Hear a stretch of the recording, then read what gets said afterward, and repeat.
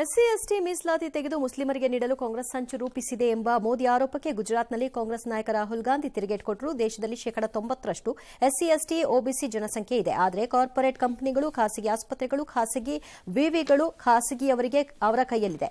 ಕೇಂದ್ರದಲ್ಲಿ ಕಾಂಗ್ರೆಸ್ ಅಧಿಕಾರಕ್ಕೆ ಬಂದ ಕೂಡಲೇ ದೇಶಾದ್ಯಂತ ಜಾತಿ ಆರ್ಥಿಕ ಸಮೀಕ್ಷೆ ನಡೆಸುತ್ತೀವಿ. ದೇಶದಲ್ಲಿ ನಿರುದ್ಯೋಗ 45 ವರ್ಷದಲ್ಲೇ ಅತ್ಯಧಿಕ ಮಟ್ಟಕ್ಕೆ ಏರಿದೆ. ಆಡಳಿತಾರೂಢ ಬಿಜೆಪಿ ಹಾಗೂ ಆರ್ಎಸ್ಎಸ್ ಸಂವಿಧಾನವನ್ನು ಬದಲಿಸಲು ಪ್ರಯತ್ನಿಸ್ತಾ ಇದೆ ಅಂತ ದೂರಿದರು. ಇನ್ನು ಎಸ್ಸಿ ಎಸ್ಟಿ ಒಬಿಸಿ ಮೀಸಲಾತಿ ತೆಗೆದು ಹಾಕ್ತೀವಿ ಎಂಬ ಹೇಳಿಕೆಯನ್ನು ಅಮಿತ್ ಶಾ ಭಾಷಣವನ್ನು ತಿರುಚಿದ ಆರೋಪದಲ್ಲಿ ತೆಲಂಗಾಣ ಮುಖ್ಯಮಂತ್ರಿ ರೇವಂತ್ ರೆಡ್ಡಿಗೆ ದೆಹಲಿ ಪೊಲೀಸರು ಸಮನ್ಸ್ ಕೊಟ್ಟಿದ್ದಾರೆ. ಇತ್ತ ಮೋದಿ ಭಾಷಣವನ್ನು ಎಡಿಟ್ ಮಾಡಿ ವೈರಲ್ ಮಾಡಿದಂತಹ ವಿಷಯಕ್ಕೆ ಸಚಿವ ಪ್ರಿಯಾಂಕ್ ಖರ್ಗೆ ವಿರುದ್ಧ ಚುನಾವಣಾ ಆಯೋಗಕ್ಕೆ ಬಿಜೆಪಿ ದೂರು ಕೊಟ್ಟಿದೆ.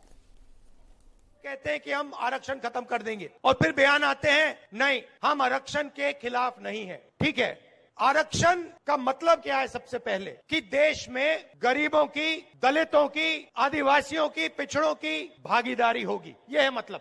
90 लोग आईएएस अफसर हिंदुस्तान की सरकार चलाते हैं. मैंने इनके नाम निकाले. 90 में से 3 अफसर पिछड़े वर्ग के हैं और उनको पीछे बैठा रखा है कोने में. छोटा सा डिपार्टमेंट दे रखा है. फाइनेंस मिनिस्ट्री में आपको एक नहीं मिलेगा. बड़ी बड़ी मिनिस्ट्री में आपको एक नहीं मिलने वाला. ಅಧಿಕಾರಿಗಳನ್ನು ಜಾತಿಯ ಆಧಾರದ ಮೇಲೆ ಗುರುತಿಸಿ ಅವ್ರನ್ನ ಇಲ್ಲಿಟ್ಟಿದ್ದಾರೆ ಅಂತ ಹುಡುಕೋ ಪ್ರಯತ್ನಗಳು ಇನ್ನು ಯಾವ ಮಟ್ಟಕ್ಕೆ ನಮ್ಮ ದೇಶದಲ್ಲಿ ಜಾತಿ ವ್ಯವಸ್ಥೆಗಳ ಬಗ್ಗೆ ರಾಜಕಾರಣಿಗಳು ಬಂದು ತಲುಪ್ತಿರೋ ಗೊತ್ತಿಲ್ಲ. ಇನ್ನು ವಿಜಯನಗರ ಜಿಲ್ಲೆಯ ಕೂಡ್ಲಿಗಿ ವಿಧಾನಸಭಾ ಕ್ಷೇತ್ರದಲ್ಲಿ ಕಾಂಗ್ರೆಸ್ ಸಮಾವೇಶ ನಡೆಸಿತು. ಸಿಎಂ ಸಿದ್ದರಾಮಯ್ಯ ಮಾತನಾಡಿ, ಮೋದಿ ಕೂಡ ರಾಜ್ಯಕ್ಕೆ ಅನ್ಯಾಯ ಮಾಡಿ ಚೊಂಬು ನೀಡಿದ್ದಾರೆ. ಅದೇ ಚೊಂಬನ್ನ ಶ್ರೀರಾಮುಲುಗೆ ಕೊಟ್ಟು ಕಳುಹಿಸಿದ್ದಾರೆ ಅಂದರು. ಶ್ರೀರಾಮುಲು ಶಾಸಕ ಮತ್ತು ಸಂಸದರಾಗಲು ಅರ್ಹರಲ್ಲ, ದಯವಿಟ್ಟು ಗೆಲ್ಲಿಸಬೇಡಿ ಅಂತ ಸಿಎಂ ಹೇಳಿದರು. ಡಿಕೆ ಶಿವಕುಮಾರ್ ಮಾತನಾಡಿ, ಬಳ್ಳಾರಿಯ ಪ್ರತಿ ಚುನಾವಣೆಯಲ್ಲಿ ಬಿರುಗಾಳಿ ಎಬ್ಬಿಸುತ್ತೆ. ಶ್ರೀರಾಮುಲು ನಾನು ಬರಿಗೈಲಿ ಕೂತಿದ್ದೇನೆ, ನನ್ನ ರಾಜಕೀಯ ಉಳಿಸಿ ಅಂತ ಹೇಳಿದ್ದಾರೆ. ಆದರೆ ರಾಮುಲು, ಆನಂದ್ ಸಿಂಗ್ ಸಚಿವರಾಗಿದ್ದವರು ಬಳ್ಳಾರಿ ಅಭಿವೃದ್ಧಿ ಮಾಡಿದ್ರಾ ಅಂತ ಅಬ್ಬರಿಸಿದರು. ಜಮೀರಾಬಂದ್ ಮಾತನಾಡಿ, ತುಕಾರಾಂ ಉತ್ತಮ ಮನುಷ್ಯ, ದುರಹಂಕಾರಿ ಅಲ್ಲ, ಕಳ್ಳರನ್ನು ಆಯ್ಕೆ ಮಾಡಿಕೊಳ್ಳಬೇಡಿ ಅಂತ ಪರೋಕ್ಷವಾಗಿ ಶ್ರೀರಾಮುಲುಗೆ ಟಾಂಗ್ ಕೊಟ್ಟರು. ಹಿಂದೆಲ್ಲೂ ಕೂಡ ಲೋಕಸಭಾ ಸದಸ್ಯರಾಗಿ, ಶಾಸಕರಾಗಿದ್ರು, ಮಂತ್ರಿಯಾಗಿದ್ರು. ಅವರ ಕೊಡುಗೆ ಏನು ಬಳ್ಳಾರಿಗೆ? ನರೇಂದ್ರ ಮೋದಿಯವರು ಕೂಡ ಕರ್ನಾಟಕಕ್ಕೆ ಅನೇಕ ಅನ್ಯಾಯಗಳನ್ನು ಮಾಡಿದ್ದಾರೆ. ನರೇಂದ್ರ ಮೋದಿಯವರು ಕರ್ನಾಟಕಕ್ಕೆ ಕೊಟ್ಟಿರ್ತಕ್ಕಂಥದ್ದು ಖಾಲಿ ಚೆಂಬು. ಈ ಬಳ್ಳಾರಿಯ ಮಹಾ ಚುನಾವಣೆ ಯಾವಾಗಲೂ ಕೂಡ ಒಂದು ಹೊಸ ಬಿರುಗಾಳಿಯನ್ನು ಎಬ್ಬಿಸ್ತದೆ. ಶ್ರೀರಾಮುಲು ಕೇಳಿದ್ರು, ತುಕಾರಾಂ ಅವರಿಗೆ ಒಂದು ಸ್ಥಾನ ಇದೆ, ನಾನು ಬರಗೈಲಿ ಕೂತಿದ್ದೀನಿ. ಅಲ್ಲಿ ಶ್ರೀರಾಮುಲು ಮಂತ್ರಿ ಇದ್ರು, ಆನಂದ್ ಸಿಂಗ್ MLA ಮಂತ್ರಿ ಆದ್ರು. ನಿಮ್ಗೆ ಅಧಿಕಾರ ಇದ್ದಾಗ ನೀವು ಏನ್ ಮಾಡಿ, ಯಾವ ಹಣ ತಂದ್ರಿ, ಏನ್ ಅಭಿವೃದ್ಧಿ ಮಾಡಿದ್ರಿ?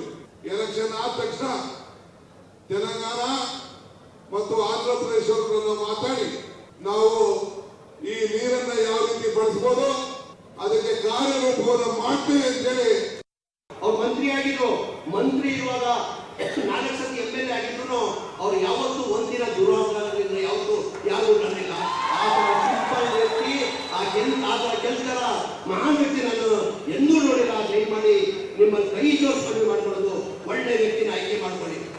ಕಳ್ಳರನ್ನ ಆಯ್ಕೊಂಡು ಮಾಡ್ಕೊಬೇಡಿ, ಕಳ್ಳರನ್ನ ಆಯ್ಕೆ ಮಾಡಬೇಡಿ, ಒಳ್ಳೆಯವ್ರನ್ನ ಆಯ್ಕೆ. ಜಮೀರ್ ಅವರು ಬೇರೆ ಟೋಪಿ ಹಾಕ್ಬಿಟ್ಟಿದಾರಲ್ವಾ, ಗಾಂಧಿ ಟೋಪಿ. ಓಕೆ. ಏಪ್ರಿಲ್ 26ರಂದು ಚಾಮರಾಜನಗರದ ಎಂಡಿಗನತ್ತ ಗ್ರಾಮದಲ್ಲಿ ಇವಿಎಂ ಧ್ವಂಸ ಮಾಡಿದಂತಹ ಪ್ರಕರಣ ಸಂಬಂಧ ಇವತ್ತು ಮರು ಮತದಾನ ಆಯಿತು. ಆದರೆ ಎಂಡಿಗನತ್ತ ಗ್ರಾಮಸ್ಥರು ಮಾತ್ರ ಇವತ್ತು ಮತದಾನಕ್ಕೆ ಬರಲಿಲ್ಲ. ಎಂಡಿಗನತ್ತ ಹಾಗೂ ಮೆಂದಾರೆ 2 ಗ್ರಾಮಗಳಲ್ಲಿ 528 ಮತದಾರರಿದ್ದು ಕೇವಲ 71 ಮತದಾರರು ಮಾತ್ರ ಮತವನ್ನು ಚಲಾಯಿಸಿದ್ದಾರೆ. ಮೆಂದಾರೆ ಗ್ರಾಮಸ್ಥರನ್ನ ಪೊಲೀಸರು ಬಿಗಿ ಭದ್ರತೆಯಲ್ಲಿ ಕರೆತಂದು ಮತದಾನವನ್ನು ಮಾಡಿಸಿದ್ದಾರೆ. ಈಗಾಗಲೇ ಪ್ರಕರಣ ಸಂಬಂಧ 33 ಮಂದಿ ಬಂಧನವಾಗಿದ್ದು ಮಧ್ಯರಾತ್ರಿ 12ರವರೆಗೆ ನಿಷೇಧಾಜ್ಞೆ ಹೇರಲಾಗಿದೆ. ಅಮಿತ್ ಶಾ ಇದ್ದಂಥ ಹೆಲಿಕಾಪ್ಟರ್ ಟೇಕ್ ಆಫ್ ಆಗುವ ವೇಳೆ ಭಾರೀ ಅನಾಹುತವೊಂದು ಅಲ್ಲಿ ತಪ್ಪಿದೆ. ಬಿಹಾರದ ಬೇಗುಸರಾಯ್ನಲ್ಲಿ ಅಮಿತ್ ಶಾ ಇದ್ದ ಹೆಲಿಕಾಪ್ಟರ್ ನಿಯಂತ್ರಣ ಕಳ್ಕೊಳ್ತು. ಭೂಮಿಯಿಂದ ಕೆಲವೇ ಅಡಿ ಮೇಲೆ ತೂಗಿ ಬಲಕ್ಕೆ ತಿರುಗೋಕೆ ಹೋಯಿತು, ನಿಯಂತ್ರಣ ತಪ್ಪಿತು. ಅಲ್ಲಿ ಹೆಲಿಕಾಪ್ಟರ್ ಮೆಲ್ಲಗೆ ಅಲುಗಾಡಿದ ದೃಶ್ಯಗಳು ಕೂಡ ವಿಡಿಯೋದಲ್ಲಿ ಸೆರೆಯಾಗಿದೆ. ಇನ್ನೇನು ಹೆಲಿಕಾಪ್ಟರ್ ನಿಯಂತ್ರಣ ಕಳೆದುಕೊಂಡಿತ್ತು ಅನ್ನುವಷ್ಟರಲ್ಲಿ ಅದು ಸರಿಯಾದ ದಿಕ್ಕಿಗೆ ಹಾರಾಟವನ್ನು ಆರಂಭ ಮಾಡಿತು. ಇನ್ನು ವಿಡಿಯೋ ಸಖತ್ ವೈರಲ್ ಆಗ್ತಾ ಇದೆ. ಜನ ಆತಂಕ ವ್ಯಕ್ತಪಡಿಸಿದರು, ಏನಾಯ್ತಿದು ಅಂತೇಳಿ. ಆದರೆ ಅಮಿತ್ ಶಾ ಅವರಿಗೆ ಯಾವುದೇ ತೊಂದರೆ ಆಗಿಲ್ಲ ಅಂತ ಗೃಹ ಸಚಿವಾಲಯ ಖಚಿತಪಡಿಸಿದೆ.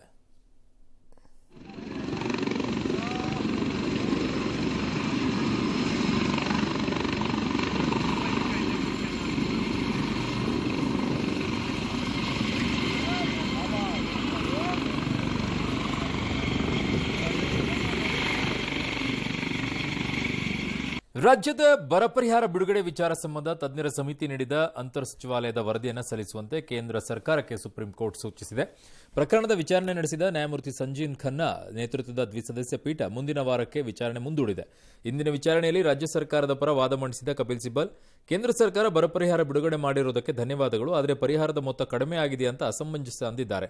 ಇದಕ್ಕೆ ಅಟಾರ್ನಿ ಜನರಲ್ ಆರ್ ವೆಂಕಟರಮಣಿ ಆಕ್ಷೇಪಿಸಿದರು. ಸಮಿತಿಯ ಶಿಫಾರಸಿನ ಆಧಾರದ ಮೇಲೆ ಪರಿಹಾರ ಬಿಡುಗಡೆ ಮಾಡಿದೆ ಅಂದರು. ಇದೇ ಅಂಶವನ್ನ ಪ್ರಸ್ತಾಪಿಸಿದ ಸಿಬಲ್ ಅವರು, ರಾಜ್ಯಕ್ಕೆ ಆಗಮಿಸಿದ ತಜ್ಞರ ತಂಡದ ವರದಿ ಏನು ಅನ್ನೋದು ರಾಜ್ಯಕ್ಕೆ ತಿಳಿದಿಲ್ಲ, ಅದರ ಪ್ರತಿಯನ್ನ ರಾಜ್ಯಕ್ಕೆ ನೀಡಿಲ್ಲ. ಹೀಗಾಗಿ ಈ ಪ್ರತಿಯನ್ನ ಕೋರ್ಟ್ ಮುಂದೆ ಇಡಬೇಕು, ಅದರ ಅನ್ವಯ ಪರಿಹಾರ ನೀಡೋದಕ್ಕೆ ನಮ್ಮದು ಯಾವುದೇ ತಕರಾರಿಲ್ಲ ಅಂದರು. ಇದಕ್ಕೆ ಪ್ರತಿಕ್ರಿಯೆ ನೀಡಲು ಸಮಯ ಬೇಕು ಅಂತ ಅಟಾರ್ನಿ ಜನರಲ್ ಕೇಳಿದ್ದಾರೆ. ಇದಕ್ಕೆ ನಿರಾಕರಿಸಿದಂತ ಪೀಠ ಮುಂದಿನ ಸೋಮವಾರದೊಳಗೆ ವರದಿಯನ್ನ ಕೋರ್ಟ್ಗೆ ಸಲ್ಲಿಸಬೇಕು ಅಂತ ಸೂಚನೆ ಕೊಟ್ಟಿದೆ.